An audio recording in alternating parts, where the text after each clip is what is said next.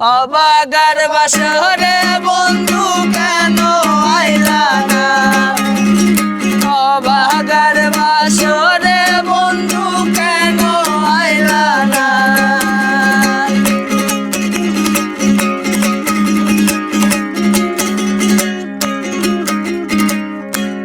Thank you.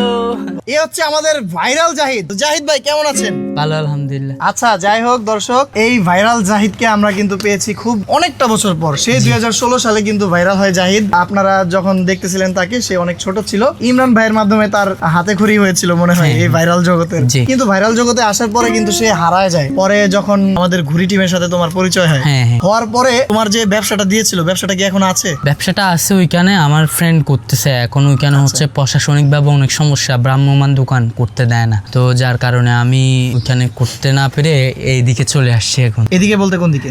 এইদিকে বলতে ঢাকায় শিফট হয়েছি এখন, ঢাকায় থাকি আমি। ঢাকা আসার পেছনে কি কোনো উদ্দেশ্য আছে? ঢাকা আসার উদ্দেশ্য হচ্ছে আমার কেরিয়ার নিয়ে কাজ করার। বিভিন্ন টাইপের কাজ করা যায়, গান নিয়ে কাজ করা যায়, নাটকে কাজ করা যায়, বিভিন্ন টাইপের কাজ আছে। তো কক্সবাজারে ওরকম মিডিয়া নিয়ে কোনো কাজ নেই। আমার মূল কথা হচ্ছে কক্সবাজারে মিডিয়ার কাজের সুবিধাটা কম, তাই তুমি এখানে আসছো। তো তোমার কি নতুন কোনো কন্টেন্ট আমরা কি পাবো, বা তোমার নতুন কোনো গান আসতেছে? ইনশাল্লাহ আশা করা যায়। আমাদের খায়রুল বাসার আঙ্কেলের চ্যানেল এবং ইগল মিউজিকেও কথা হচ্ছে, দেখি ইনশাল্লাহ আমার নতুন নতুন গান আপনারা পাবেন। আচ্ছা, তোমার যে গানগুলো গাচ্ছো এগুলো কি তোমার নিজের লেখা?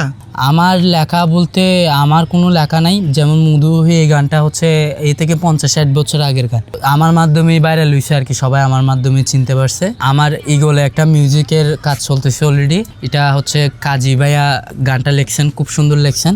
আমি আর ভাইয়া মিলে সুর করলাম। সবাই দোয়া করবেন আমাদের জন্য, খুব শীঘ্রই গানটা পাবেন। আচ্ছা, আমরা একটু পরিচিত হই কাজী দাদার সাথে। আপনার সাথে যে আমাদের জাহিদ ভাইয়ের কোলাবোরেশন হয়েছে, বা আপনি ওনাকে গান লিখে দিচ্ছেন, উনি গান গাচ্ছে, বিষয়টা আপনি কেমন ভাবে দেখছেন? আমি খুবই ভালো একটা ব্যাপার, কারণ হচ্ছে যে জাহিদের মতো একজন প্রতিভাবান ছেলে আমার লেখা একটা গান গাইবে, এবং সেটা ইগল মিউজিকের মতো একটা বিরাট প্রতিষ্ঠান থেকে আসবে, সেই জায়গা থেকে আমার কাছে ভালোই লাগতেছে ব্যাপারটা।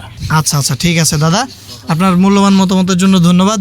এখন নেক্সট টাইম কি জাহিদকে নিয়ে কাজ করার আর কোনো প্ল্যান আছে আপনার? জাহিদকে প্রাকৃতিকভাবে যদি হয়ে যায় তো হতেই থাকবে, কেউ থামাতে পারবে না। আসলে এতটা পরিকল্পনা করে সম্পর্ক হয় না। তো আমি সম্পর্কের ক্ষেত্রে মানে পরিকল্পনার বাইরে ঘরের মধ্যে সম্পর্ক গড়ে তুলি। আচ্ছা, দাদার সাথে কাজ করে তোমার কেমন লাগছে?